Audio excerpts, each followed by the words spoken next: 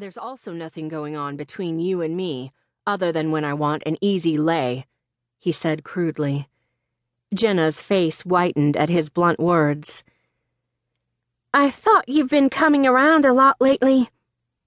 I've been coming around because I like what you've been giving me. When I get tired of it, I'll quit coming around. Don't make more out of it than there is. You'll be disappointed.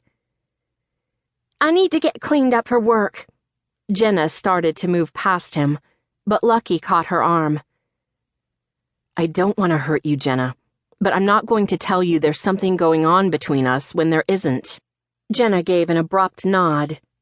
Don't worry, Lucky, I got the message, she snapped, jerking away, then turning to go toward her bedroom. Lucky sighed when he heard the bedroom door slam shut. Then he went to the front door.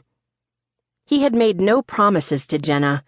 She had built more between them in her own mind than there was to the reality of them fucking. Lucky walked down the sidewalk of Jenna's house to his motorcycle, seeing Willa standing in the side yard with the children she had been fostering since their parents' deaths. Lucky refused to acknowledge the discomfort he felt from her seeing him.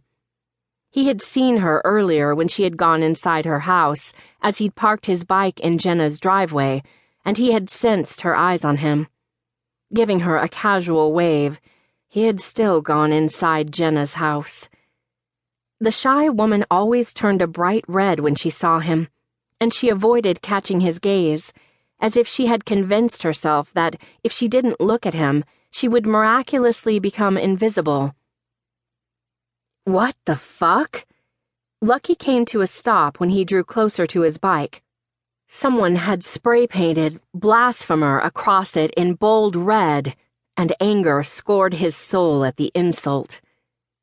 Lucky had lived the last few years undercover as a pastor in Tree Point, Kentucky, and one of the things he had looked forward to while he had tried to bust an interstate drug trafficking ring had been his motorcycle.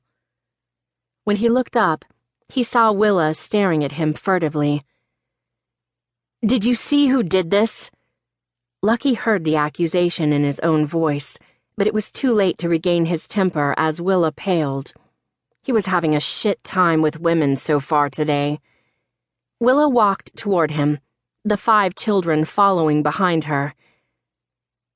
Is something wrong? Her words trailed off as her eyes caught sight of his bike. We just came outside. Chrissy and Caroline saw a stray cat when they were playing outside earlier. They wanted to feed it. Lucky's eyes went to the tabby cat at the side of Willa's house that was contentedly eating tuna from a can. Then he studied the children. Are you sure you didn't hear or see anything? Jenna's house is closer to your bike. It would be easily seen from her living room window. If you didn't see anything, why would we? Willa said. Lucky's face turned red in embarrassment and anger at her logic. Because I'm not the one who's constantly looking out the window. Once again, Willa was the one turning bright red. I'll go get something to clean the paint off. She hurried inside her house, leaving him alone with 5 kids staring at him with varying expressions, from the overtly hostile glares of the 2 older girls to the 3 younger ones scowling at him. We didn't see who touched your bike, Leanne stated, staring him directly in the eyes. Lucky knew the children fairly well from when he had been undercover as pastor. Leanne and Sissy were sisters. Their mother, Georgia, had been a member of his congregation who had recently been killed when she was incarcerated for setting a fire in the Last Riders clubhouse. Shade and his wife, Lily, could have easily died if not for the precautions that Viper, the club president, had taken. I just asked if anyone had seen anything, Leanne. Maybe one of you put the other up to doing it? A firestorm was unleashed at his words. We don't put each other up to doing stuff that will get us in trouble, Sissy snapped. The oldest girl, at 17, had been hit the hardest by her mother's death. Lucky guiltily admitted to himself that he was wrong. This wasn't a prank.